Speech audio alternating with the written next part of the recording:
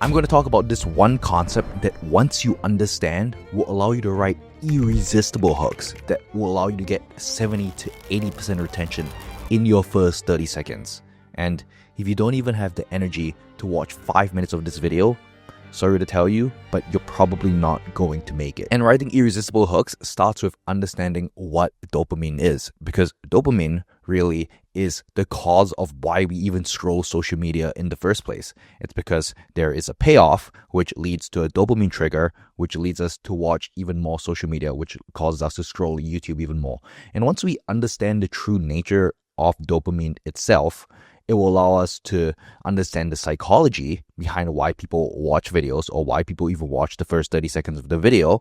And then it will allow us to actually script better hooks, write better YouTube videos. So dopamine is caused by happiness, motivation, and love, right? And this dopamine is released not only when we feel those emotions, but when we anticipate them too, right? Most people think that dopamine is released when we feel these emotions, but there's also the lead up, which leads to the release of dopamine. So this is the optimal dopamine release, right? It's not before the activity. It's not necessarily after the activity. It's the effort and the strain, which leads to the dopamine being that much more desirable. It's not because we do five-second sprint that leads to a release of dopamine, not necessarily, but when we run a full marathon, that's when the dopamine release is the most intense, because we put in all of the effort and we put in all of the strain. That's why there is a release of dopamine. And over here, if you look at this graphic too, right, the stimuli leads us to performing to activity, which leads to the pleasure, which leads to dopamine release, and that's stored in our memory, and then the dopamine wants to get released again. And once you really understand the stimuli leading to the pleasurable activity, which leads to the memory, which leads to dopamine wanting to be released again, when you understand this full cycle, it's actually an explanation for why we even watch a YouTube video in the first place, right? We watch a YouTube video, which is to perform the activity, which leads to the pleasure, which leads to the dopamine release, and it's stored in our memory. And it makes people want to watch, from the first 30 seconds of the video to the first 3 minutes of the video, there's a dopamine release. Okay, if the dopamine release is good enough, they'll watch even more of the video. Okay, then they'll watch the next 3 minutes, and then they'll watch the next 3 minutes, and then they'll watch the next 3 minutes. So it is this constant dopamine release cycle that causes us to watch a video from start to finish, on a video by video basis. But if you look at it from a more macro basis, someone watches one video, will watch another video on your channel, right? If the first video hits and gives them a dopamine release, watch another video and another video and another video. And before you know it, they would have binge watched your whole channel and they would have become a super fan. So what am I trying to say here? It's that the wait and the effort actually make the dopamine higher, right? So that's really the real reason we don't reward people instantly, because when we reward people instantly, there's a dopamine spike and then there's a drop. But if you put emphasis on the wait and the effort, right, it spikes and then it dips, and it spikes and then it dips, and then it spikes again, right? This is what you actually want when you are giving the viewer actual content, right? You want the dopamine to always be spiking, to constantly be spiking. And I'll show you how to do that in a minute. So we don't want to reward people instantly because they will crash, right? So here, there's the initial baseline of dopamine, it leads them to peak, and then they crash, and then it returns to baseline. And when they crash, and then there's no stimulant again for the dopamine, and there's no more build-up, then that's when they click off the video and they never come back to your channel ever again. So really, the main lesson here is that the build-up is infinitely more important than the actual payoff. Once again, here you can see, here's the baseline, there's an anticipation, and there's a reward, and then there's a return to baseline. There's a standard amount of dopamine, which leads to a dopamine rise, and the anticipation is actually where there's the highest dopamine peak. And then you give the payoff, which is the reward, and then it returns to the baseline. And this is the exact concept that you have to understand when you are writing YouTube hooks, because the exact same thing happens with YouTube hooks, right? There's the discovery phase, which is when people click on your video and they watch the first 5 seconds. And then there's the anticipation for what will happen. And then there's the return to baseline, right? Which is when they finish watching the first 30 seconds. And once again, if you put this into a framework, right, you confirm the click, and then you set expectations, and then there's a curiosity gap. This is a pretty standard hook writing framework. So confirming the click is essentially the discovery phase. And then when you set expectations and the curiosity gap, this is called the anticipation phase, because you are making the viewer think, what's next? What's next? What's next? And really, this is where you need to focus all of your attention on. It's where you set expectations, and it's where you create the curiosity gap. Because the stronger the curiosity gap that you actually create, the more likely viewers will want to watch from your first 5 seconds to the end of the 30 seconds to the next 3 minutes, to the next 6 minutes, to the next 10 minutes. And yes, you want to rehook the view over and over and over again throughout the entire video. So you want to use the exact same framework here throughout the entire video. But let's just talk about the first 30 seconds here. So you confirm the click, you set expectations, there's a curiosity gap, and this is where there's the peak. And then after the payoff, there's a dramatic crash. So really, the curiosity gap, once again, is the most important part of your video, of your hook, if you want to get the viewer to stay for watching all the way to the end. So let's talk about how to write an effective curiosity gap. That's just not something that's woo-woo, that doesn't really work. How do you write a curiosity gap, an open loop that actually works? So number one, you want to know your audience's pain points.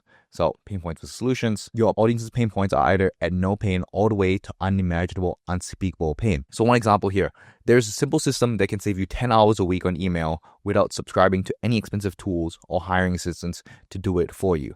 So this very line kind of explains all of the pain points, right? Subscribing to expensive tools. If the ideal customer profile or the ideal viewer profile spends a lot of money on software, then this is a line that you can use. So you can only use something like this once you have really understood the specific pain points of your audience, or hiring assistants to do it for you, right? If hiring assistants is a big pain point and they don't really like hiring assistants, then that's something that you can add, right? So you want to understand your audience on a very deep level, right? And once you understand your audience on a very deep level, then you'll be able to create this curiosity gap by invoking their pain, right? If you can tell them what their pain is better than how they can describe it, that's when they think that you actually have the solution for them. Understanding their pain points is infinitely more important than anything else. Number two, it's to frame the initial hook. You want to hook your viewers instantly, and this is where you have the first 5-second grab, and then you create the intrigue and payoff, which is what we're going to talk about, and use first liners like, oh, have you ever wondered?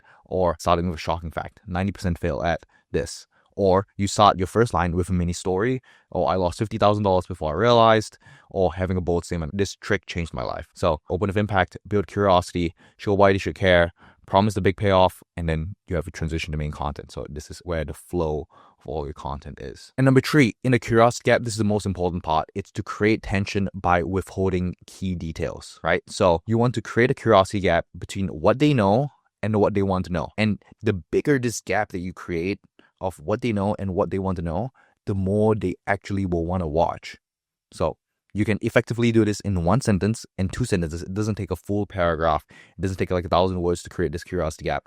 A single sentence, if you craft it properly, will be able to create this dopamine spike and create this anticipation, which makes the payoff even more valuable. And then number 4, this is also really important, is you want to reward them with a satisfying answer. If the reward doesn't actually match the anticipation, that's when there is a loss in viewer satisfaction, right? If you build up, and then the payoff doesn't actually match this high expectation and it actually flops all the way, that's when you lose a lot of trust of viewers. When you do a setup, right, you want to pay it off 100%. Because if you set up and the payoff isn't here, there's no actual contentment. And then you want to close it with impact, right? And that's when you have your call to action. One of your 3 types of call to action is to watch another video, like and subscribe, or to buy a product. So let's go over some quick examples of curiosity gaps.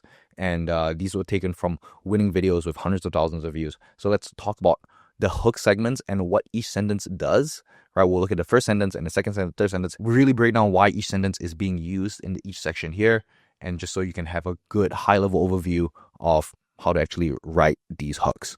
So millionaires invest in real estate while billionaires invest in private equity. Those are the 2 methods that the top 1% use to get rich. So once again, we validate the click here, right, using contrast and authority. So here you can see, oh, millionaires and billionaires. Okay, there is a gap here that we're already establishing. So let's look at the second sentence. But there's just one problem. You're not part of the 1% yet. You don't have millions of dollars to invest, and private equities are only open to the top investors and clients. So once again, This is the pain point, right? This is step one of writing a curiosity gap, is identifying a pain point. But that doesn't mean that you can't invest your money like them. I will show you the best way to invest and build wealth using the same principles and benefits that the top 1% use without the hedge funds and $1 million capital. So once again, hedge funds and $1 million capital, that is the pain point, right? It is the viewer doesn't have money. So you are offering the solution over here. And you can see over here, the second sentence kind of like is an alley-oop to this third sentence because it helps you show that there is a gap here. And no, it isn't day trading crypto or anything that shirtless guys with fancy cars on Instagram are pushing. This is the simple and real way and involves running your business. So this is eliminating false leads. So it's like, hey, these solutions aren't it. So you can see here that there's a clear gap here, and it's like, oh, what is this one solution, right? And it gets the viewer wanting to watch even more and even more. This next hook, right? This next hook is from one of my videos. It is 5 mistakes that are ruining your attention. Let's see how I write it. There are 5 mistakes that you're making in your intro that's causing your viewers to leave and keeping you friend zoned by the YouTube algorithm. So direct address and identify the pain point. Right, so this is immediately validating a click. The title says 5 mistakes. I say that there are 5 mistakes here. Some of these mistakes are so atrocious, it's no wonder that the algorithm has never asked you on a date. So algorithm never asking you on a date, that is the pain point. But once you fix them, viewers will swipe right on your video over and over and over again. Here I have the pain point, which is the algorithm never asking you on a date. And here I'm creating the gap, right? Viewers will swipe right on your video over and over again. So I'm creating this gap here, kind of using a dating analogy. So if you want to land that first date with the algorithm, the first mistake that you have to correct is one that I see 99% of YouTubers make. So once again, there's a teaser. First mistake, 99% of YouTubers make. Oh, so like what is that first mistake? I am creating a huge curiosity gap. So sometimes it's done in the second and third sentence. Sometimes it's done all the way in the fourth sentence where it's, oh, well, what is it? What is it? What is it? And let's talk about this last one. So the hook starts with, what if you could eliminate all possibilities for failure forever? What if you knew that failure was impossible, right? Hypothetical question, right? What if is a great way to start a video because it's, immediately inducing that curiosity, right? The shortcut to success is right under your nose. The antithesis of failure, you just don't realize it yet. It's right under your nose. Oh, so what is it? Antithesis of failure, what is it, right? And you just don't realize it. Okay, what is it? So here you're really creating that curiosity gap. Imagine waking up every day knowing failure isn't even an option. Sounds impossible, right? But what if I told you there's a hidden formula that makes this dream a reality? Even more curiosity. So every single line here builds curiosity. In this video, I've distilled my weeks of research down to a simple method you can start applying today. I'll explain what the Elysium equation is and how the very equation makes failure impossible. So once again, even with the naming, right, the Elysium equation, okay, once again, it creates that gap. It makes it pretty interesting. So these are just 3 hook examples of how you can create the curiosity gap. And now I want to go over some mistakes that people make in the curiosity gap, because really, if you make any of these mistakes, it will make the curiosity gap totally not effective and actually a total waste of space. Number 1, it's overhyping or making overblown promises. That's when readers feel tricked or disappointed if the big reveal doesn't actually match the hype, which damages trust long term. So the payoff, as I said here, this is expectations that you set. The payoff must actually meet it. If the payoff is all the way at the bottom, then there isn't actually any point, right? If it's totally overhyped and if there's no evidence of what he witnessed, and in general the story is just not convincing, right? That's when something like this, I died, came back and had exorcism, kind of like a banger title, but only has 57K views, right? On BuzzFeed. BuzzFeed has like 1 million subscribers plus. So video didn't do very well if kind of the payoff doesn't match the curiosity gap that's created during the thumbnail and during the hook. Really, you want to use realistic and honest claims and focus on actual facts rather than just using sensational statements just to hype it up. You want to make sure that the payoff actually matches the curiosity gap. And number 2 is the exact same thing, right? Not delivering on the payoff, right? It fails to resolve the curiosity that you created, right? Which leaves the audience frustrated or feeling that the content was a waste. So for this video, the real problem with Snow White no one's talking about, right? The entire video hinges on one unique idea, and then they didn't spend the whole video explaining this specific idea. So this is good, right? 50K views in 2 weeks, 6.1x outlier. And number 3, it's to failing to connect the gap to a benefit, right? So it is not telling the viewer why they should care. So if you don't actually explain that the curiosity gap is linked to specific pain points, then it's not actually very useful to the viewer, because the audience doesn't understand how the missing info helps them in their life. This is especially for educational content. If the curiosity gap is not linked to a pain point or it's not linked to a benefit, why should the viewer care? If every single line doesn't tell the viewer why they should care, then they won't.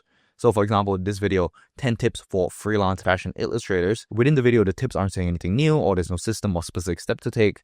And it's just random tips that don't really affect freelance fashion illustrators. If, kind of this video just talks about how to draw, then not super effective for them. So really, you want to emphasize why the missing information matters, and then you want to tie your reveal to practical outcomes or personal benefits.